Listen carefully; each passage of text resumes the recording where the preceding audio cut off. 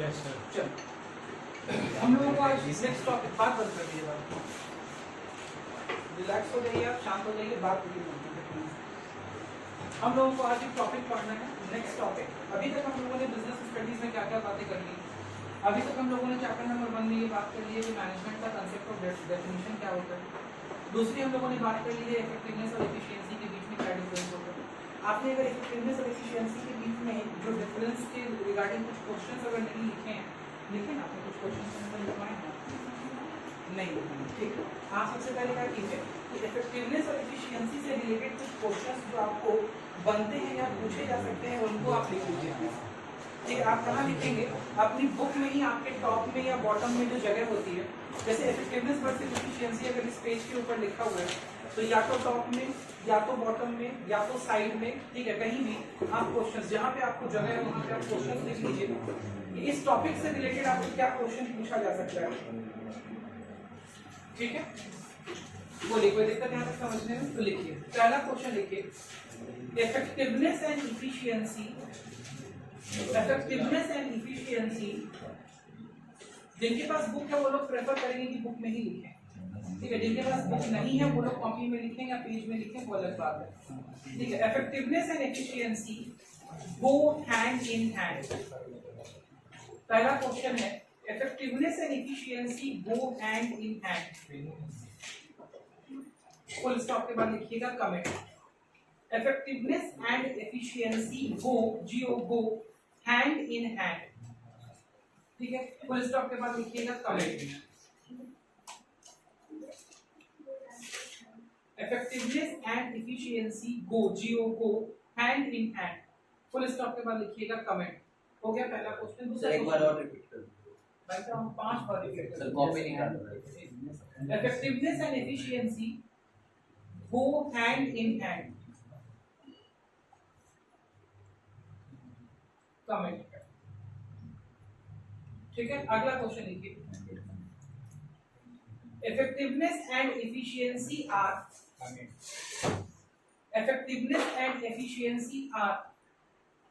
complementary to each other. Effectiveness and efficiency are complementary to each other. Effectiveness and efficiency are complementary to each other. Third point लिखिए, effectiveness and efficiency. Third point नहीं, मतलब तीसरी तरह से question कैसे पूछा जा सकता है, ये क्या है? एक ही तरह का क्वेश्चन है, बहुत तरीके से पूछा जा सकता है, घुमा फिरा। Effectiveness and efficiency, effectiveness and efficiency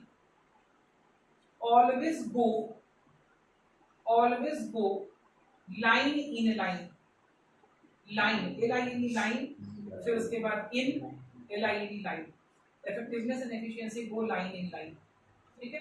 ये 3 तरह का क्वेश्चन है जो कि आपसे पूछा जा सकता है, और 1-2 तरीके का बात तो हम वहां से आपको अंडरलाइन बुक में ही करवाए हुए हैं। जैसे कहीं पे लिखा हुआ है effectiveness and efficiency are the 2 sides of the same coin, ठीक है। ये सब जो और लिखा हुआ है वो बुक के अंदर ही लिखा हुआ है।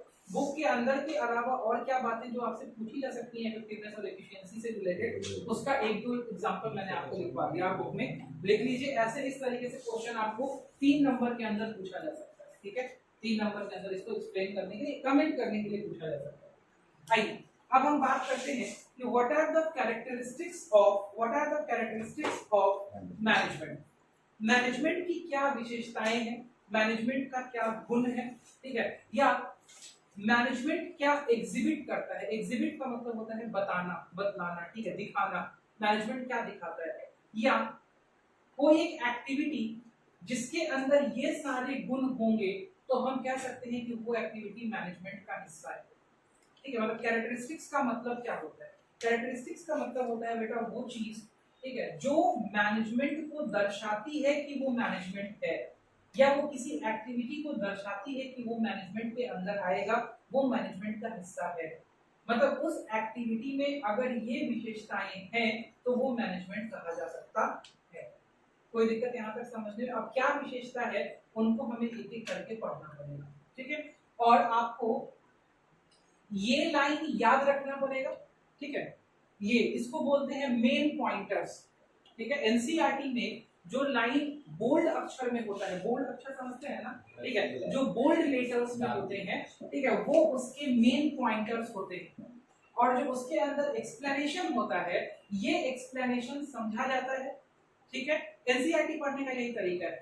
बोल्ड जो आपके मेन हेडिंग्स हैं वो आपको याद रखने पड़ेंगे, इनको समझना पड़ेगा और इन्हीं चीजों को अपने शब्द में आपको आगे क्या करना पड़ेगा, लिखना, ठीक है। ये मेन पॉइंटर्स या हेड पॉइंटर्स नहीं बदले जाएं या इनको अपने शब्दों में ना लिखा जाए, यही लिखा जाए तो ज्यादा बेनिफिशियल होता है। मेरा उस दिन से यही समझाने का आपको ऑब्जेक्टिव था कि एनसीईआरटी से आपको क्या लिखना है। तो भाई जो मेन हेडर्स है ना या मेन पॉइंटर्स जो है ना वो किसके होने चाहिए, एनसीईआरटी के होने चाहिए। समझ आपकी हो कोई प्रॉब्लम नहीं, ठीक है, समझ आपकी हो उसमें कोई दिक्कत नहीं है, लेकिन पॉइंटर्स कहाँ के होने चाहिए, एनसीईआरटी के होने चाहिए, ठीक है। तो कैरेक्टरिस्टिक्स, और अगर आप बहुत अच्छी तरीके से अपना 12th तैयार कर रहे हैं तो एक चीज और कि पॉइंटर्स भी जो हो ना वो एक ही लाइन में, मतलब कि एग्जामिनर को लगे कि एनसीईआरटी को बच्चा एकदम क्या किया है, घोल के पी गया, ठीक है, और साथ में उसकी समझ बेस्ड हो, ठीक है, तब मार्क्स उठता है, तब मार्क्स अच्छे से उठता है, तब आप अपनी कॉपी लिख करके आने के बाद बोल सकते हैं कि हाँ मेरे को इतना नंबर आ जाएगा, इतना मार्क्स आ जाएगा। क्लियर?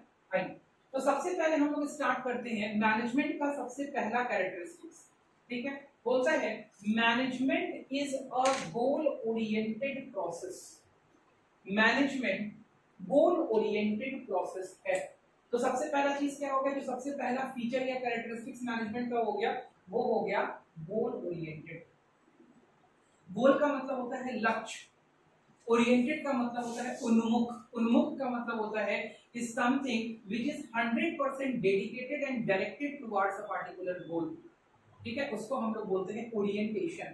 मतलब जिसको पहचान है अपने लक्ष्य की और जिसका हर एक्टिविटी अपने लक्ष्य को पाने के लिए क्या किया गया है, डिजाइन किया गया है।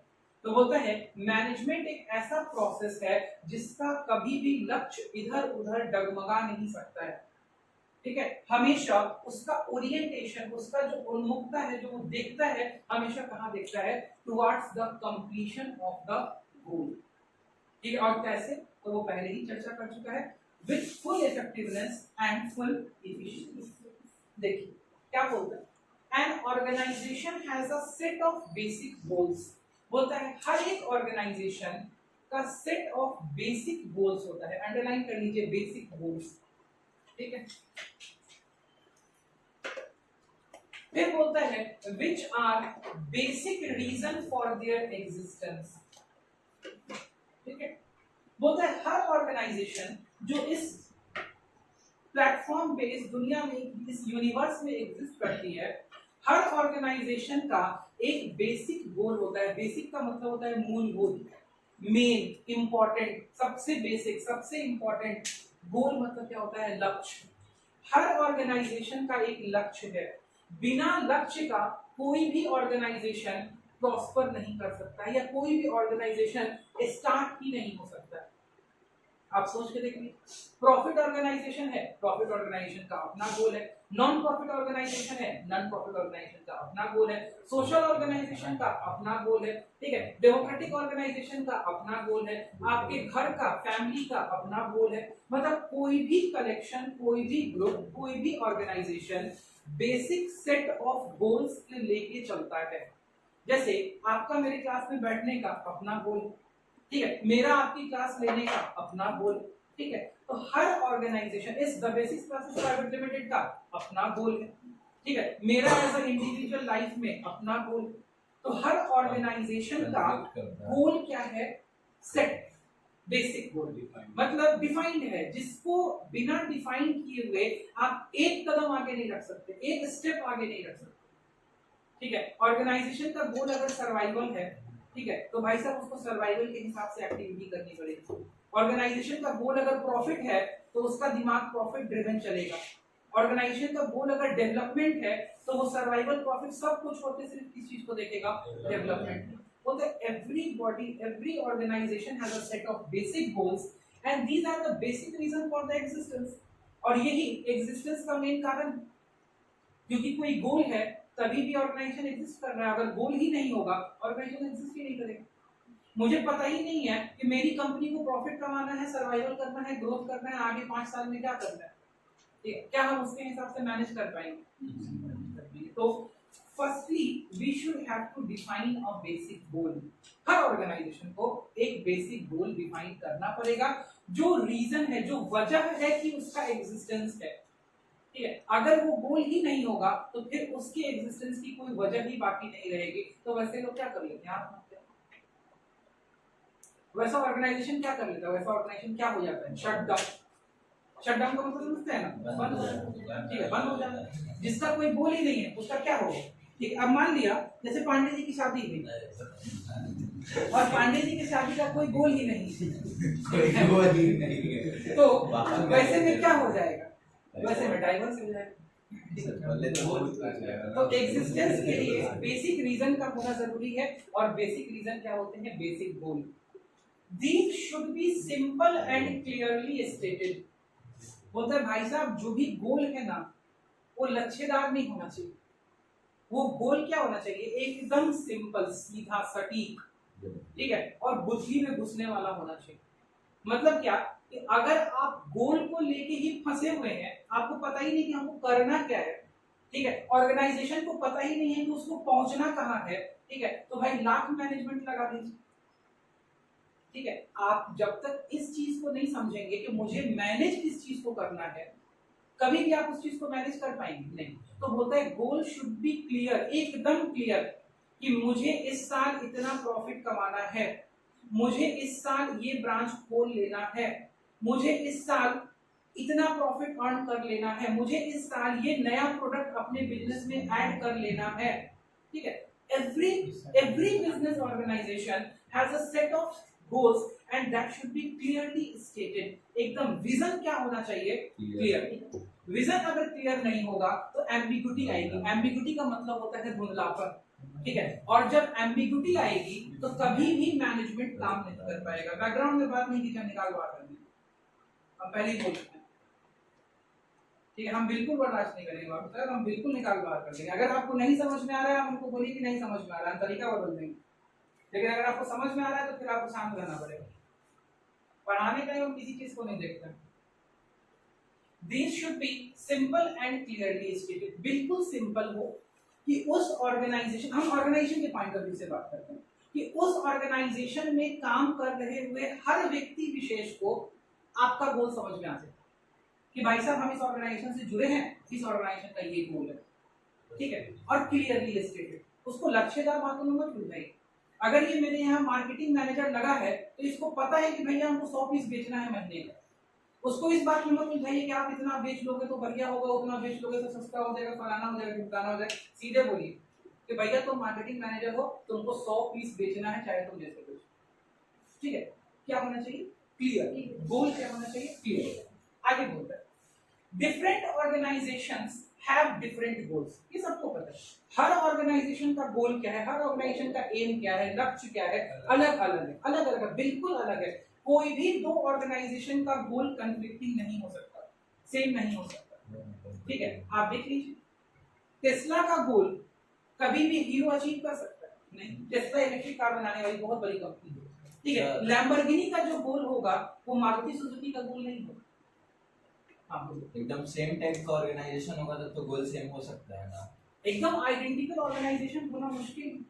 आपके बगल में और कोई कोचिंग खोल दे, नहीं, उसका गोल कभी मेरे से सेम नहीं हो सकता। हम एस्टैब्लिश हो गए हैं, वो भी नया, उसको सर्वाइवल पे जाना है, दोनों एक दिन ही खोले तब भी नहीं हो सकता।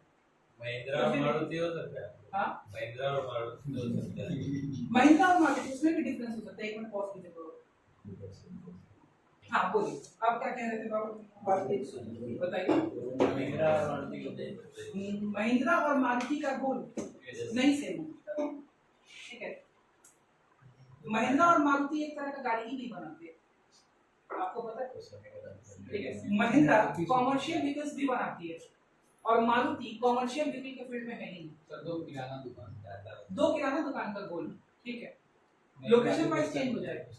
अगल कहीं बगल पे जाना भी क्या कहीं पे सामने अगल बगल में होगा तब सटा हुआ एकदम सटा हुआ हाँ होगा। इसके बगल तो में और चेंज हो जाएगा कभी नहीं और होगा और सर चेंज हो जाएगा, क्या कि सर लिखा जाता है क्या कौन लिखा तब तो और चेंज कोई डिफरेंट होगा ना नहीं, सर गोल गोल होगा होगा ना। ना वो प्रॉफिट नहीं गोल उसका मतलब एक ही ना होगा। सर, हाँ को गलत साबित इंडिविजुअल करना गोल ठीक है चाहिए। मान लेते हैं उसका इंडिविजुअल गोल सेम हो सकता सर, है लेकिन जरूर उसके है। उसके अप्रोच का तरीका क्या होगा अलग अलग। अलग क्लास के टॉपर का गोल दो अलग हो ठीक है बैच वाइज गोल अलग होगा ठीक है स्टडी वाइज गोल अलग होगा भाई सब्जेक्ट वाइज गोल अलग हो जाता है नहीं हो individual to individual individual to individual goal अलग हो जाएगा ठीक है ऑर्गेनाइजेशन में तो भाई बिल्कुल ही अलग हो यही बात करते हैं बोलते हैं different organisations have different goals for example the goal of a retail store may be to increase sales but the goal of the spastics society ये एक एनजीओ है ठीक है स्पेसिस सोसाइटी एक एनजीओ या एनपीओ ठीक है of India is to impart education to the children with special needs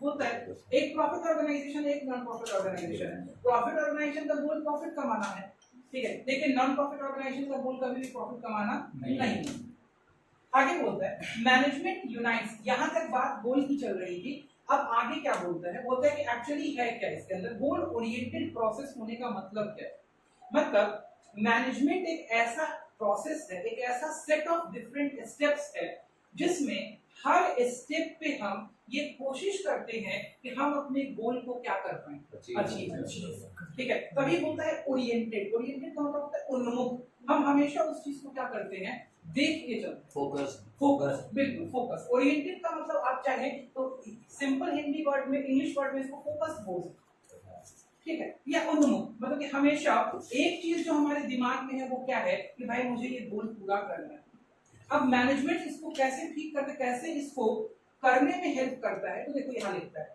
management unite the efforts of different individuals क्योंकि भाई जब मैनेजमेंट आता है हम लोग पहले ही पढ़ चुके हैं यहाँ पे ग्रुप ऑफ इंडिविजुअल्स हो ठीक है तभी मैनेजमेंट की बात आ रही तो होता है मैनेजमेंट क्या करता है मैनेजमेंट यूनाइट्स का मतलब समझते हैं एकजुट करना मैनेजमेंट का काम है कि भाई जो डिफरेंट इंडिविजुअल्स हैं अलग अलग लोग जो ग्रुप में हैं जो अलग अलग काम कर रहे हैं उन सब के काम को जोड़ के उसको एक ऐसी दिशा दी जाए जिससे हमारा गोल क्या हो जाए बस बोलता है management unites the efforts of different individuals in the organisation towards achieving these goals अब बोला भाई मैनेजमेंट को इसकी जरूरत क्यों पड़ती कि भाई तो बोलते हैं इंडिविजुअल हर व्यक्ति अलग है और ऑर्गेनाइजेशन में हर व्यक्ति का काम भी क्या है अलग है जब ऑर्गेनाइजेशन में हर व्यक्ति अलग है और उसका काम अलग है लेकिन ऑर्गेनाइजेशन का गोल क्या है सेम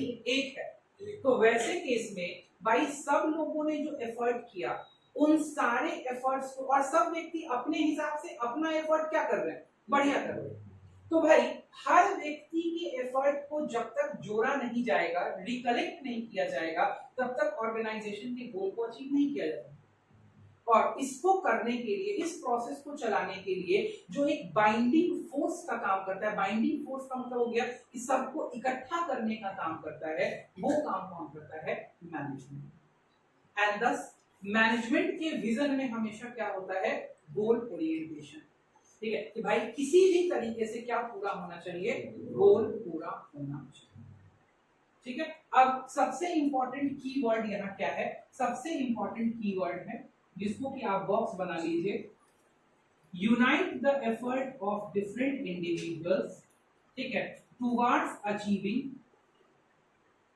दीज आपको अगर इस टॉपिक से केस स्टडी आएगा और पता है केस स्टडी कैसे पकड़ना पड़ता है केस स्टडी पकड़ने के लिए आपको उस लाइन का मतलब पकड़ना पड़ेगा ठीक है आपको याद करना पड़ेगा कि ये वाला लाइन कौन से कैरेक्टरिस्टिक्स को डिफाइन करता है मतलब एक कोई केस स्टडी देगा उस केस स्टडी के अंदर ये लाइन कहीं पे लिख देगा कि it unites the efforts of different individuals ठीक है अब भाई आपको सोचना पड़ेगा कि ये मैनेजमेंट के कौन से कैरेक्टरिस्टिक्स के बारे में बात कर रहा है तो आप अगर याद रखेंगे मतलब आपको थोड़ा सा भी आपके बैक ऑफ द माइंड में ये चीज याद होगी तभी आप सोच पाएंगे कि अच्छा ये गोल ओरिएंटेड कंसेप्ट के बारे में बात कर रहे हैं इसको लिख के पूरा डिफाइन कर देंगे नहीं इसको लिख के नहीं डिफाइन करेंगे वो आपसे क्वेश्चन ऐसे पूछेगा कि एक केस स्टडी पूछेगा ठीक है, मान लो कि कोई एक केस स्टडी पूछता है, उस केस स्टडी में केस बना करके वहां पे एक लाइन लिखेगा, ठीक है, और लिखेगा कि भाई साहब डिफरेंट इंडिविजुअल्स हैं, डिफरेंट इंडिविजुअल्स काम कर रहे हैं, ठीक है, वो सब अपने अपने काम को बहुत अच्छे तरीके से कर रहे हैं,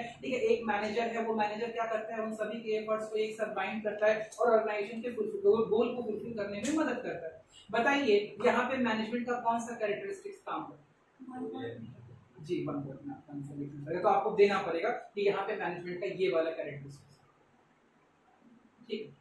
इतना आसान नहीं है बीएस को टैकल करना, इसीलिए हम बहुत ज्यादा मेहनत के साथ में आपको पढ़ाएंगे, ठीक है। सबसे भारी जब लास्ट में 11 महीना बीतेगा आपका, जब आप नेक्स्ट टाइम इसी जनवरी फरवरी में खड़े होंगे, तो आप सबसे पहले यही बोलेंगे कि भाई साहब बीएस को टैकल करना सबसे मुश्किल है, क्योंकि ये ऑल टुगेदर थ्योरेटिकल सब्जेक्ट है और हमको पता है कि यहाँ पे बैठे हुए 75% बच्चे ऐसे हैं जिनका वोकैब बहुत अच्छा नहीं है, ठीक है, क्योंकि ये वोकैबुलरी का खेल है भाई।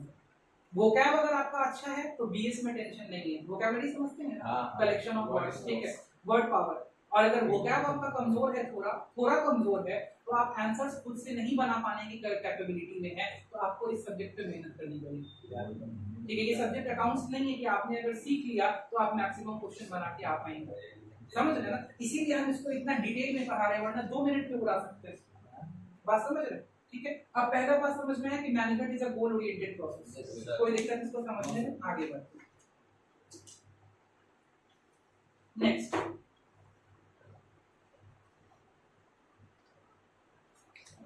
आइए सेकंड पॉइंट देखिए, मैनेजमेंट इज ऑल परवेसिव।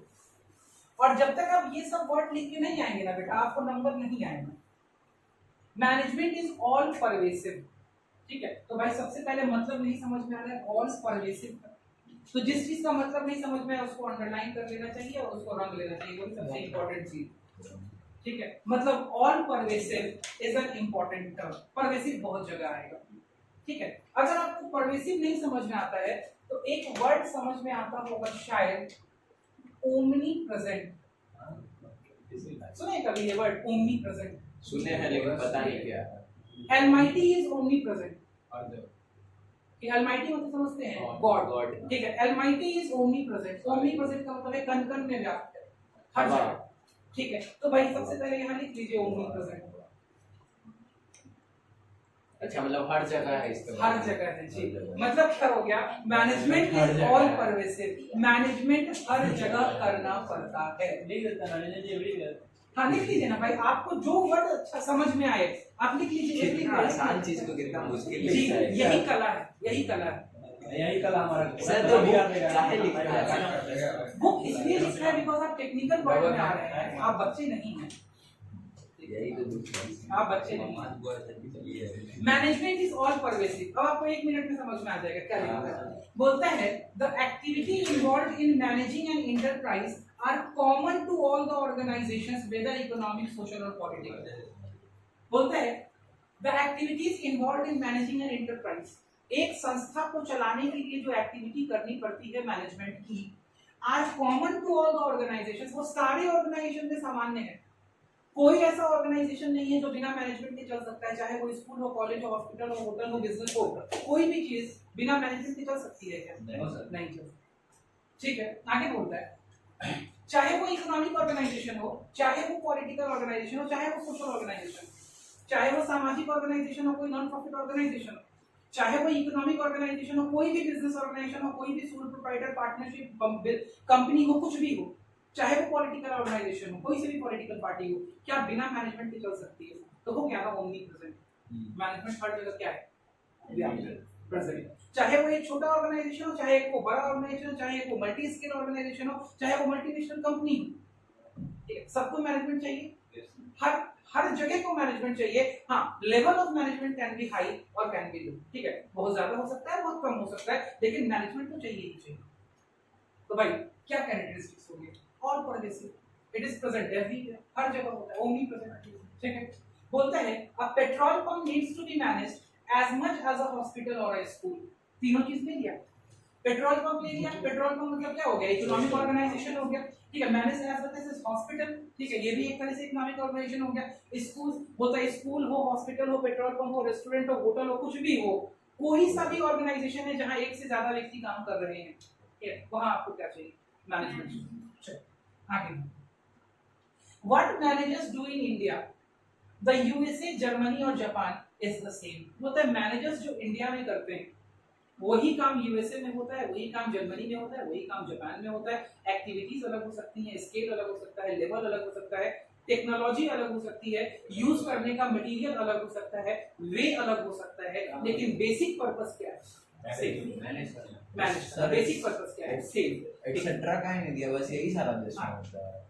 और बहुत सारे देशों बाकी सब तो ठीक है, how they do it may be quite different. बोलता है इनके करने का तरीका अलग हो सकता है, काम करने का तरीका अलग हो सकता है, अप्रोच अलग हो सकता है, लेकिन basic management is the reason. ठीक है, मैनेजमेंट आपको करना ही पड़ेगा। बोलता है this difference is due to the differences in culture, tradition and history. ठीक है, मानते हैं कि मैनेजमेंट के वेज अलग हो सकते हैं, तरीका अलग हो सकता है, लेकिन जो उसका बेसिक ऑब्जेक्टिव है वो हर जगह क्या होगा, सेम होगा। तरीका अलग क्यों हो सकता है, बिकॉज देश अलग है, वहाँ के सोशल कंडीशंस अलग हैं, वहाँ की पॉलिसीज अलग है, कल्चर अलग है, ट्रेडिशन अलग है, सारी चीजें, लोगों का उठने बैठने का तरीका अलग है, लोगों का लिविंग स्टैंडर्ड अलग है, लोगों की सोच अलग है, प्रेडिक्शन अलग है। ठीक है, बहुत सारी चीजें अलग हो सकती हैं, लेकिन जो बेसिक ऑब्जेक्टिव उसके अंदर चिपका हुआ है, ठीक है, जो मैनेजमेंट से जुड़ा हुआ है, वो ऑब्जेक्टिव हर जगह क्या है, same. That's why management is all pervasive. कोई दिक्कत समझ में? अच्छा आगे, थर्ड नंबर पॉइंट, इसको इंपॉर्टेंट टिक कर लीजिए। मैनेजमेंट का जो थर्ड नंबर पॉइंट है, कैरेक्टरिस्टिक्स का जो थर्ड नंबर पॉइंट अभी डिस्कस आपसे करने जा रहे हैं, इसको इंपॉर्टेंट टिक कर लीजिए। ठीक है, इंपॉर्टेंट, इस पे खूब सवाल आता है। ठीक है, खूब सवाल आता है, और इस टॉपिक के अंदर 3 सब टॉपिक है। देखिए पलट के देख लीजिए, इस टॉपिक के अंदर 3 सब टॉपिक है, आपको बुक पलटना इजी हो, आप देख लीजिए पलट के। टॉपिक पॉइंट नंबर ए तो वही लिखा हुआ है, पॉइंट नंबर बी अगले पेज पे लिखा होगा, पॉइंट नंबर सी उसके अगले पेज पे लिखा होगा। ठीक है, ए जो हाई बोलता है मैनेजमेंट इज मल्टी डायमेंशनल। ठीक है, यहीं पे एक वर्ड और लिखिए, कहीं कहीं पे वो भी लिखना मिल जाता है, multifaceted, FACETED, multifaceted. Multi dimensional के बगल में लिखिए, बहुत सारी जगहों पे, बहुत सारे सैंपल पेपर में, ठीक है, आपको ये शब्द भी मिल जाएगा, मल्टीफेसेटेड। ठीक है, FACETED, मल्टीफेसेटेड। बता रहे I will explain you the complete meaning. Sir हो गया, इससे ज्यादा ऊपर ठीक है, मल्टीफेसेटेड। सीरियस नहीं लीजिएगा। मल्टीफेसेटेड का मतलब होता है जिसके बहुत सारे चेहरे होते हैं। ठीक, रंग एक रूप अनेक। अरे सर समझ मल्टीफेसेटेड, मल्टी डायमेंशनल का भी यही मतलब होता है। ठीक है, जिसके बहुत सारे डायमेंशंस हैं, मतलब जो एक साथ में बहुत सारी एक्टिविटी को टैकल करता है या बहुत सारे एस्पेक्ट्स को क्या करता है, हैंडल करता है। और मेनली मैनेजमेंट 3 एस्पेक्ट्स को हैंडल करता है। जब हम लोगों को लिखना होगा मैनेजमेंट इज मल्टी डायमेंशनल, तो हमें लिखना होगा कि मैनेजमेंट फोकसेस ऑन 3 एस्पेक्ट्स। ठीक है, aspect number 1 management of work, मतलब काम को मैनेज करना। दूसरा आपकी किताब में लिखा है, पलट के देखिए, मैनेजमेंट ऑफ पीपल। और तीसरा मैनेजमेंट ऑफ ऑपरेशन। ठीक है, मतलब जब भी आपको मैनेजमेंट इज मल्टी डायमेंशनल या मल्टी फेसेटेड लिखना होगा, कॉपी में आंसर में अगर कहीं लिखना पड़े, तो you have to deal with 3 points, आपको 3 पॉइंट लिखने पड़ेंगे। ठीक है, और हम आपको जगह जगह पे जहां पे पिक्चर्स बन सकते हैं, पिक्चर्स, फ्लो डायग्राम्स बन सकता है, फ्लो चार्ट बन सकता है, वो हम आपको बना बना के बताएंगे, ताकि आपकी कॉपी में आप उन फ्लो डायग्राम्स को, फ्लो चार्ट्स को बनाएं। बिजनेस स्टडी में खाली टेक्स्ट लिख के, टेक्स्ट नंबर नहीं आता। ठीक है, आपके आंसर्स को क्या होना पड़ेगा, आपको आंसर्स को डायग्रामेटिक बनाना पड़ेगा। ठीक है, लगेगा कि हाँ भाई, लगे कि भाई साहब सामने वाला क्या कर रहा है, कुछ एक्सप्लेन करने में कुछ प्रोसेसेस यूज कर रहा है, कुछ फ्लो चार्ट यूज कर रहा है, कुछ डायग्राम यूज कर रहा है। अब इस आंसर को हम लोग चाहे तो एक बार में रिटन टेक्स्ट में लिख सकते हैं पैराग्राफ के अंदर, या point number A management of people, point number B management of work, point number C management of operation, या इसको एक अच्छा सा नीट एंड क्लीन डायग्राम का रूप दे सकते हैं। कैसे दे सकते हैं? आप यहाँ पे लिखिए मैनेजमेंट इज मल्टी फेसेटेड या मल्टी डायमेंशनल।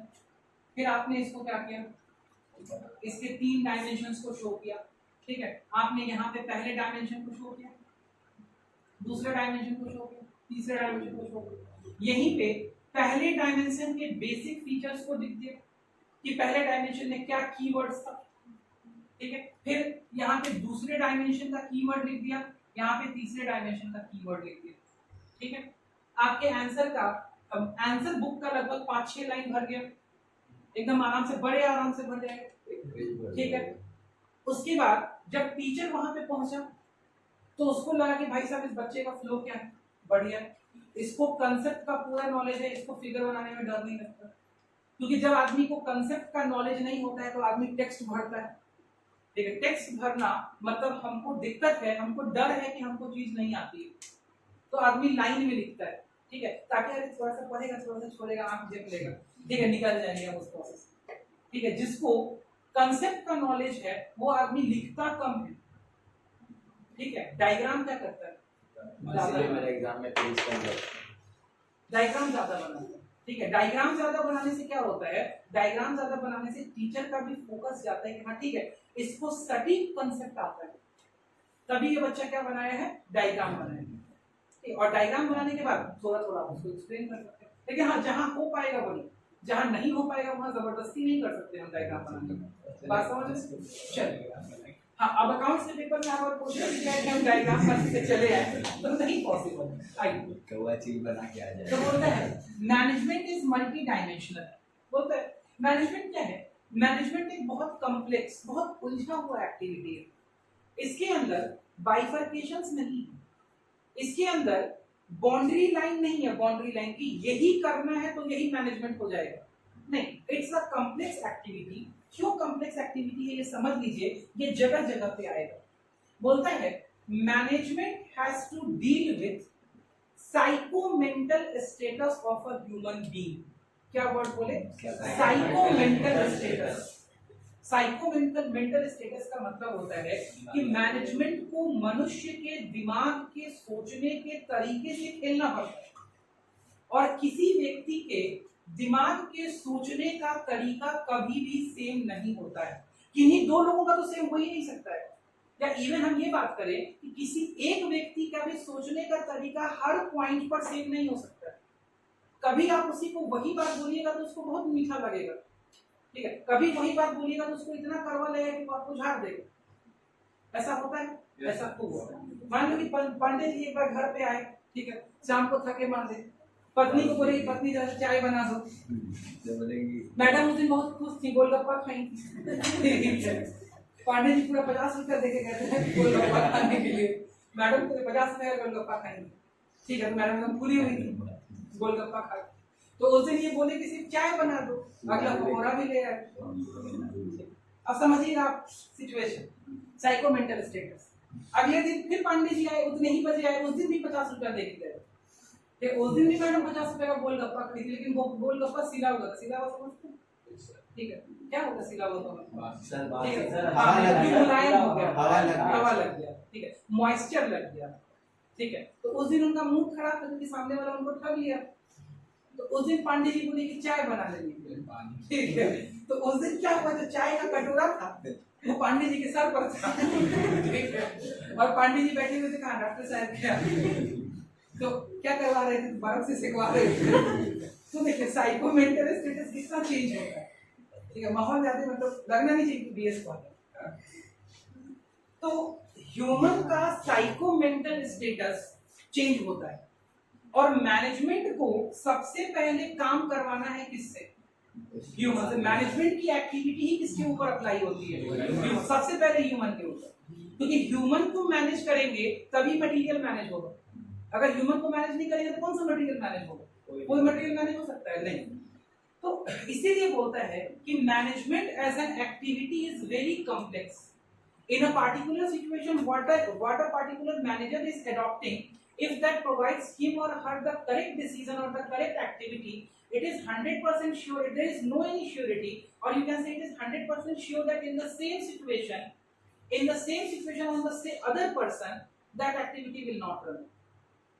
एकदम 100%, क्योंकि सबका साइकोमेंटल स्टेटस क्या है, अलग अलग है, सबके प्रेफरेंसेस क्या हैं, अलग अलग है, सबके ग्रीवांसेस मतलब क्या चाह रहा है, व्यक्ति क्या चाह रहा है, ग्रीवांसेस सबके क्या हैं, अलग अलग है। तो भाई अलग अलग लोगों के अलग अलग साइकोमेंटल स्टेटस के लोगों के अलग अलग ग्रीवांसेस को लेकर के अपने ऑर्गेनाइजेशन के सारे काम को करवा लेना, it's not a easy process, ठीक है, ये बहुत आसान प्रोसेस नहीं है। इसी वजह से लिखता है कि मैनेजमेंट क्या है, एक कॉम्प्लेक्स एक्टिविटी है जिसमें 3 मेन डायमेंशंस हैं, 3 मेन फेसेस हैं, पहला दूसरा तीसरा, 3 मेन फेसेस हैं। पहला, एज अ मैनेजर या person as a manager has to manage work, सबसे पहले काम को मैनेज करना पड़ता है, ठीक है। दूसरा, व्यक्ति को मैनेज करना पड़ता है, ठीक है, पहले काम को मैनेज करना पड़ता है, मैनेजमेंट ऑफ वर्क। दूसरा, व्यक्ति को मैनेज करना पड़ता है, मैनेजमेंट ऑफ पीपल। और तीसरा, ऑपरेशंस। ऑपरेशंस का मतलब हो गया it's a collection of work plus people, तभी तो ऑपरेशन होगा ना, ठीक है। ऑपरेशन का मतलब क्या हो गया, जो बिजनेस का काम है। तो भाई वर्क को मैनेज करना और पीपल का मैनेज करना, जब दोनों मैनेज होंगे तभी आपके बिजनेस की एक्टिविटी, जिसको हम लोग ऑपरेशंस बोलते हैं, वो चलेगा। अगर वर्क मैनेज नहीं है तभी भी काम नहीं बनेगा, और लोग मैनेज नहीं है तो किसी हाल में काम नहीं बनेगा। बात समझ में आ रही? बोलते हैं ऑल ऑर्गेनाइजेशंस एग्जिस्ट, बोलता है ऑल ऑर्गेनाइजेशन एग्जिस्ट, कोई भी ऑर्गेनाइजेशन है वो एग्जिस्ट करता है for the performance of some work.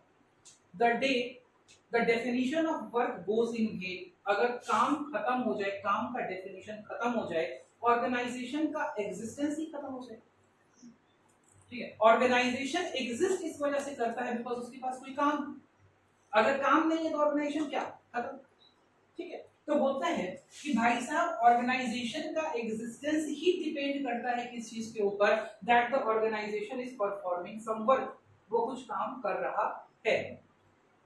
बोलता है in a factory a product is manufactured, बोलते हैं हर ऑर्गेनाइजेशन का अलग अलग काम हो सकता है। कोई फैक्ट्री है, वहां कोई प्रोडक्ट बन सकता है, ठीक है, कोई प्रोडक्ट बन रहा है। अगला एग्जांपल क्या देते हैं, बोलता है इन अ गारमेंट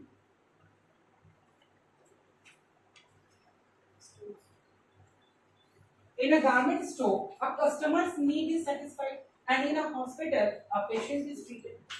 एग्जांपल देके बताता है कि भाई कोई भी ऑर्गेनाइजेशन हो, ठीक है, एक फैक्ट्री है तो वहां सामान बन रहा है, एक गारमेंट स्टोर है वहां कस्टमर की नीड के हिसाब से उसको प्रोडक्ट दिया जा रहा है, एक हॉस्पिटल है वहां लोगों को ट्रीट किया जा रहा है, एक होटल है वहां लोगों को पैम्पर किया जा रहा है, ठीक है। हर ऑर्गेनाइजेशन का अपना अपना काम। मैनेजमेंट ट्रांसलेट, मैनेजमेंट का क्या काम है, ट्रांसलेट का मतलब अनुवाद करना, ठीक है। Management translates this work in terms of goals to be achieved and assign it means to achieve it. बोलते हैं मैनेजमेंट का क्या काम है, मैनेजमेंट का काम है कि वो जो वर्क है, जो क्रिया है, जो काम है, जिसके लिए ऑर्गेनाइजेशन का एग्जिस्टेंस है, ठीक है, उस क्रिया को, उस वर्क को ट्रांसलेट करना लक्ष्य में। मतलब जब तक आप कोई काम करेंगे, आप लक्ष्य बना के नहीं करेंगे कि आपका काम हो नहीं। मान लीजिए कि आपका काम है कि आपको 3 सब्जेक्ट पढ़ना है, तो भाई आप अपनी स्टडी को जब मैनेज करेंगे, जब आप अपनी स्टडी को मैनेज करेंगे, तो मैनेजमेंट, आपकी स्टडी का मैनेजमेंट आपको गोल बना के देगा। आप जब स्टडी को मैनेज करेंगे तो गोल बनाएंगे कि मुझे आज इस सब्जेक्ट का ये चैप्टर कर लेना है, मुझे इस सब्जेक्ट का ये पॉइंट कर लेना है, मुझे इस सब्जेक्ट का ये वाला न्यूमेरिकल कर लेना है। बात समझ रहे हैं?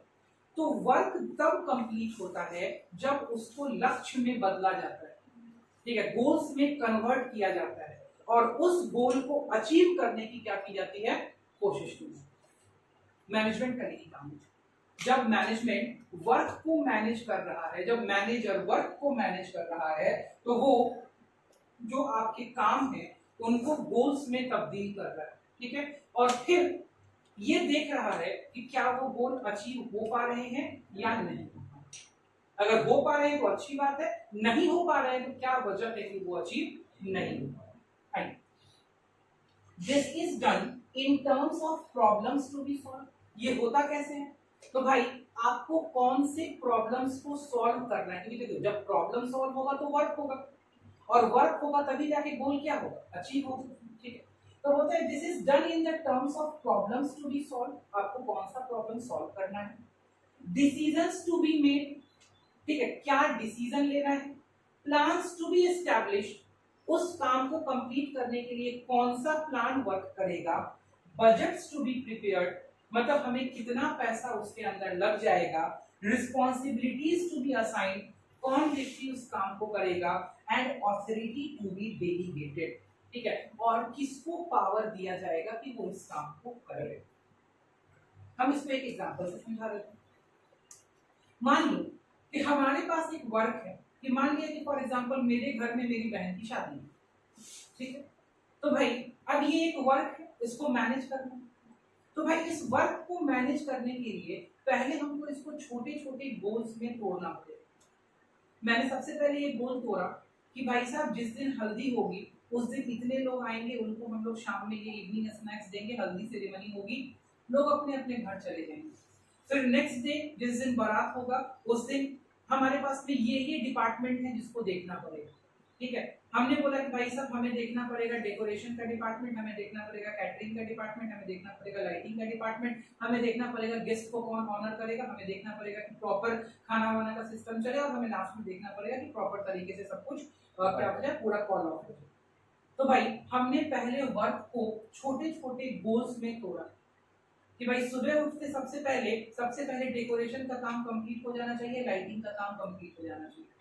अब उसके लिए सबसे पहले होता है ये कैसे होगा, तो प्रॉब्लम्स कैसे सॉल्व होंगे, डिसीजंस टू बी मेड।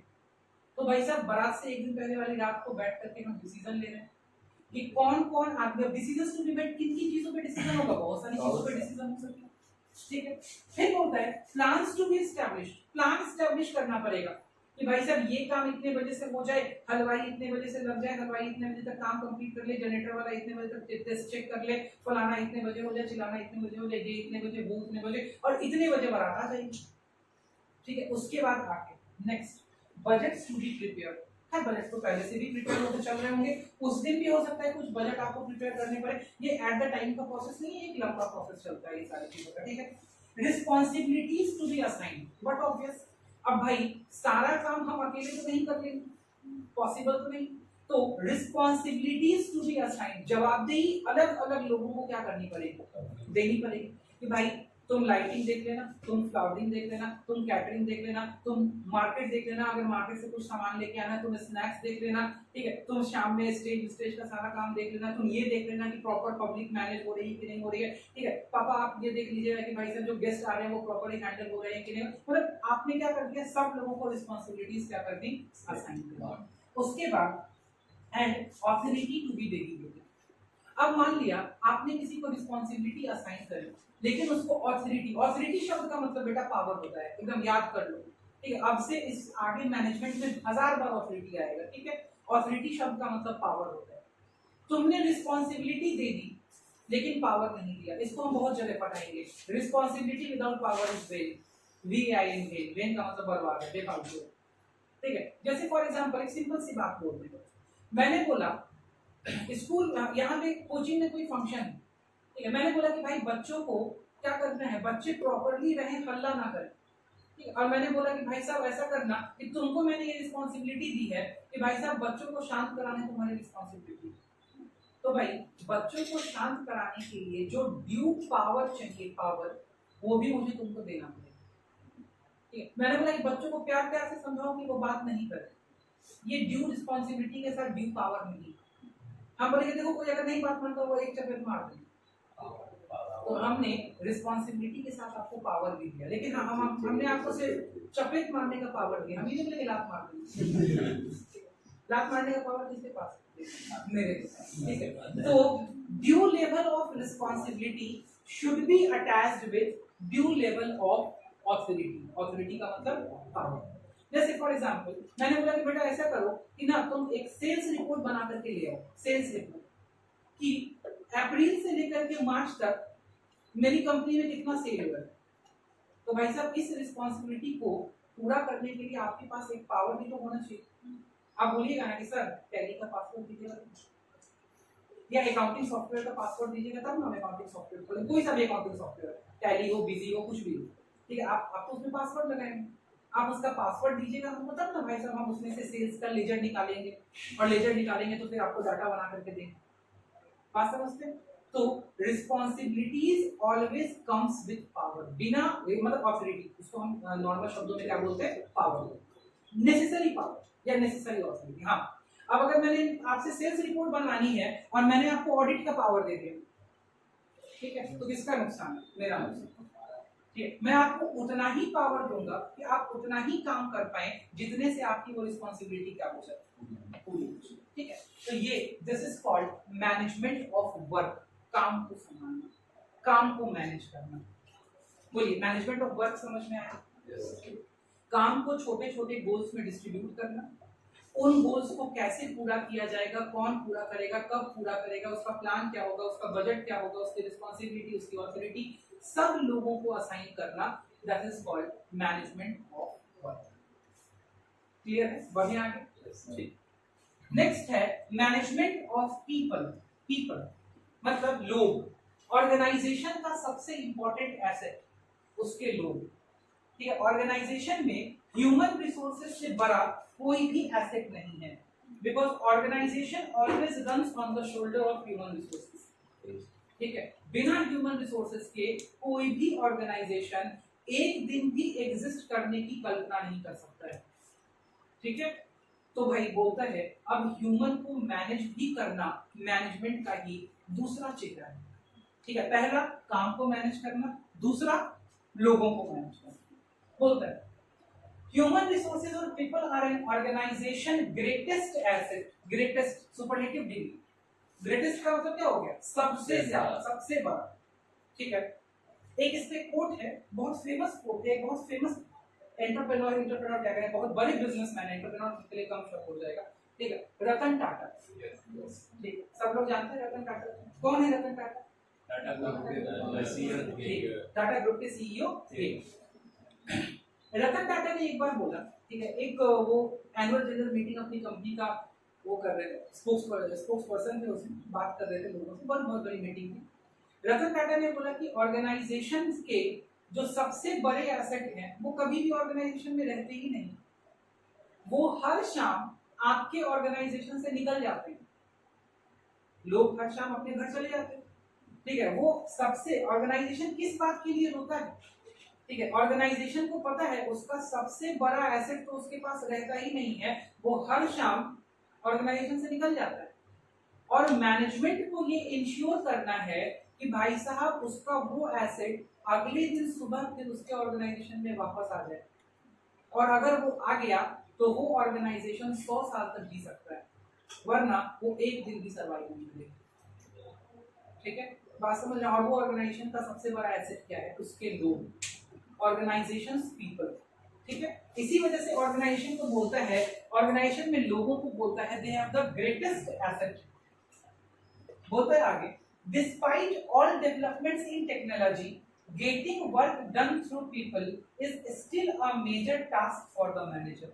बोलता है चाहे टेक्नोलॉजी कितनी भी क्या हो जाए, तीव्र क्यों ना हो जाए, कितनी भी एडवांस क्यों ना हो जाए, लोग मार्स पर क्यों ना पहुंच जाए, ठीक है, कुछ भी क्यों ना इधर से उधर अलट पलट हो जाए, एक व्यक्ति से काम कराना दुनिया का सबसे मुश्किल काम है, ठीक है। क्यों? उसका रीजन अभी 5 मिनट पहले आपसे डिस्कस कर लिए थे, the different psychomental status of different person, ठीक है। बोलते हैं व्यक्ति से काम कराना सबसे मुश्किल काम है, बिकॉज हर व्यक्ति की सोच, समझ, नजरिया, ठीक है, ऑर्गेनाइजेशन को ज्वाइन करने का उसका ऑब्जेक्टिव, ऑर्गेनाइजेशन में रहने का उसका सोच, ठीक है, ऑर्गेनाइजेशन में अपने कलीग्स का मतलब होता है जो बाकी लोग हैं, ठीक है, साथी, उनसे मिलने जुलने का तरीका, उनसे बात करने का तरीका, एवरीथिंग, एवरी एस्पेक्ट, ठीक है, ऑर्गेनाइजेशन की किसी पॉलिसी पे सोचने का तरीका, ऑर्गेनाइजेशन की किसी रूल रेगुलेशन का पालन करने या न करने का तरीका, हर व्यक्ति का क्या होता है, अलग।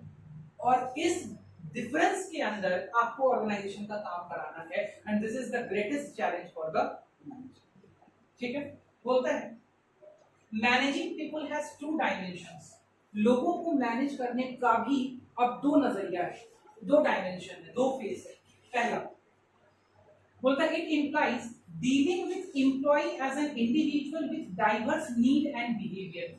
होता है सबसे पहले तो आपको डील करना पड़ेगा हर एम्प्लॉय के साथ जिसकी नीड और बिहेवियर अलग अलग है, ठीक है। ऑर्गेनाइजेशन में इनकी जो नीड है वो मेरी नीड हो ऐसा सवाल ही नहीं उठता है।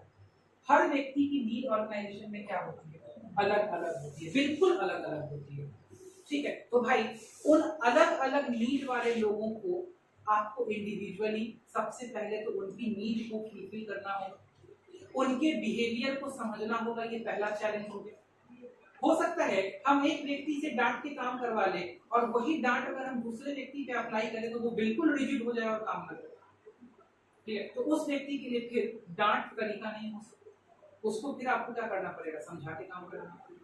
हो सकता है एक व्यक्ति को आप अगर बोनस के रूप में 500 रुपया दे दें तो वो आपके लिए 3 घंटा काम एक्स्ट्रा कर दे, लेकिन दूसरे व्यक्ति को आप 1500 रुपया भी दे दें तो वो अपने ऑन टाइम से 1 मिनट ज्यादा काम करने को रेडी ना हो, ठीक है। तो होता है कि लोगों का नजरिया एस्पेक्ट क्या होता है, अलग अलग होता है। तो आपको अलग अलग इंडिविजुअल को अलग अलग पहले ट्रीट करना पड़ेगा, तभी वो व्यक्ति काम करेगा, पहली बात।